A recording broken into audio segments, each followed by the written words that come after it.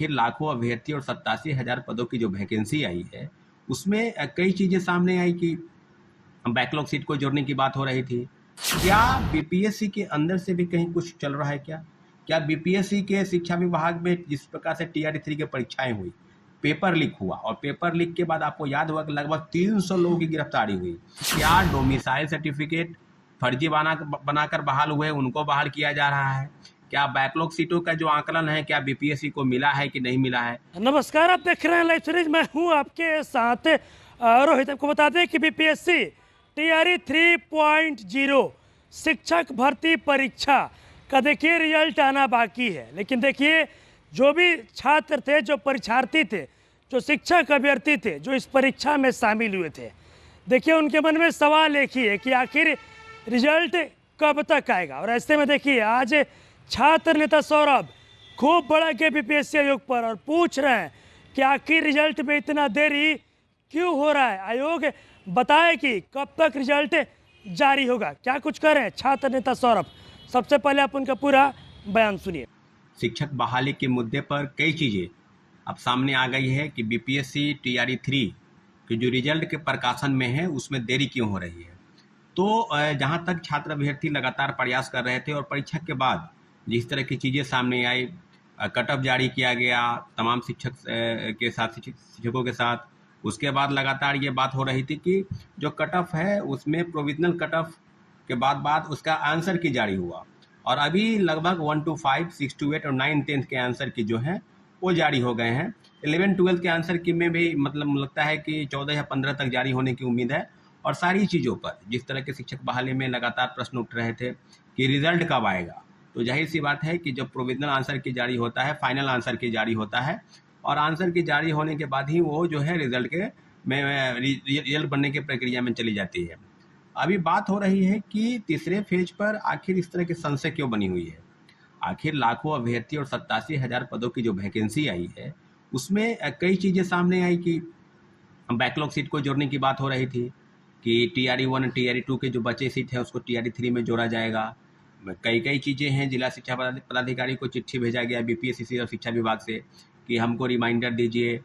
Remind किया गया लगातार और 3 पत्र भेजे गए हैं कि जो है पत्र निकाला गया। उसमें एक और मामला जो सामने आ रहा था उसमें था कि जो आरक्षण को लेकर बात हो रही थी, जो 50% आरक्षण है उसके आधार पर रिजल्ट आएगा या बिहार सरकार के दिशा निर्देश पर क्या 65% आरक्षण जो जातिगत जनगणना और उसके बाद आरक्षण की बात जो चल रही थी, क्या उसको लेकर रिजल्ट आएगा। तो रिजल्ट में संशय को लेकर कहीं आरक्षण एक विषय को लेकर भी बात हो रही है कि 50% की तरह आरक्षण आएगा या जो रोस्टर क्लियरेंस है, जो बैकलॉग सीट है उसको लेकर। तो दो प्रमुख चीज़ों पर लगातार संशय बना हुआ है। वहीं दूसरी तरफ जो संशय की स्थिति है उसमें यह है कि क्या बीपीएससी के अंदर से भी कहीं कुछ चल रहा है क्या? क्या बीपीएससी के शिक्षा विभाग में जिस प्रकार से टीआरई 3 की परीक्षाएं हुई, पेपर लीक हुआ और पेपर लीक के बाद आपको याद होगा कि लगभग 300 लोगों की गिरफ्तारी हुई।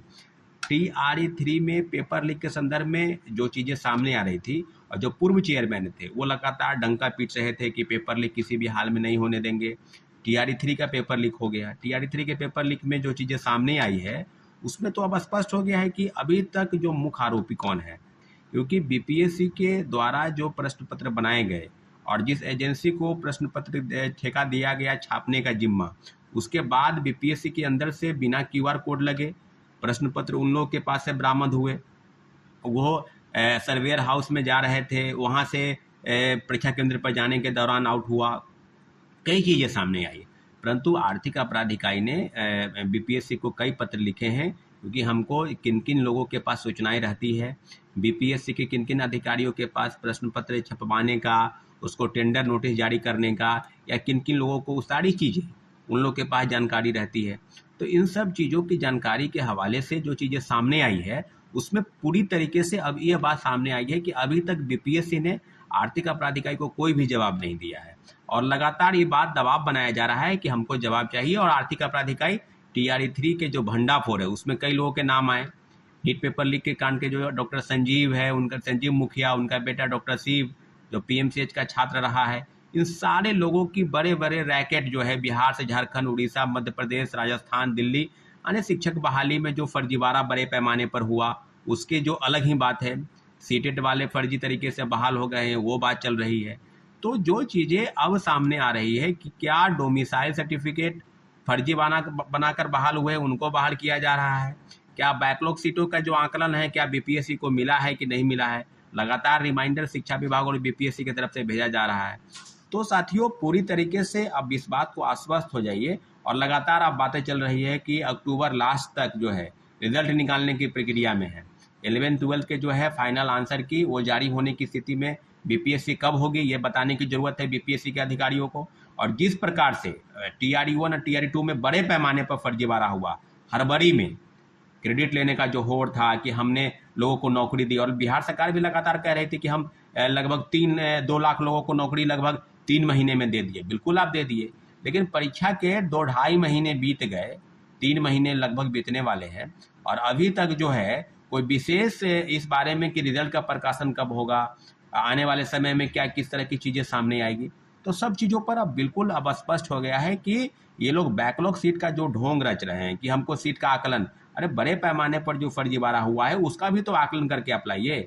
तो जहाँ तक मैं समझता हूँ कि बीपीएससी के अंदर से भी बहुत बड़ा भ्रष्टाचार जो है वो चल रहा है। लोगों के रिजल्ट के प्रकाशन में जो गड़बड़ी आएगी उसके लिए भी, और 1 कैंडिडेट 1 रिजल्ट, इस सीट को बचाने का जो खेल बीपीएससी पहले से खेलती आ रही है, इस मामले में भी क्लियर होना है कि आखिर क्या होगा। तो मुझे लगता है कि बैकलॉग सीट नहीं, आरक्षण के मुद्दे पर भी माननीय उच्चतम न्यायालय में बिहार सरकार गई है, और जो आरक्षण का दायरा है, अब ये कहा जा रहा है कि 50% आरक्षण को जो है सीट निकालकर कई जिलों की सूची जो है वो आ गई है, कई जिलों की सूची जो है आनी बाकी है। इन सब मुद्दों पर भी बीपीएससी छात्र अभ्यर्थियों को गुमराह करने का प्रयास कर रही है कि हम 50% आरक्षण के साथ रिजल्ट का प्रकाशन करेंगे। वहीं दूसरी तरीके से अगर 65% आरक्षण के साथ इस तरह की चीज़ें हुई तो उसको रोक दिया गया है। तो सामने अब कई चीज़ें बात के रूप में सामने आ रही है। प्रोविजनल आंसर की, फाइनल आंसर की में के तहत कई चीज़ें गड़बड़ी है, कहीं 4-4 प्रश्न पत्र, कहीं 6-6 प्रश्न, उसका गलत उत्तर बताया गया है फाइनल आंसर की में।